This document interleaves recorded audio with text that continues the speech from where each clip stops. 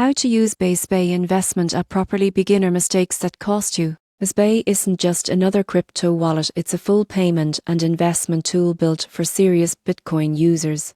But most beginners misuse it and lose efficiency or even money. BTCPay lets you receive, manage, and invest your Bitcoin directly.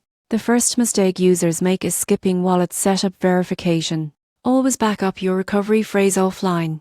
If your phone is lost or hacked, that phrase is your only way to restore funds. Next, many beginners don't adjust network fees.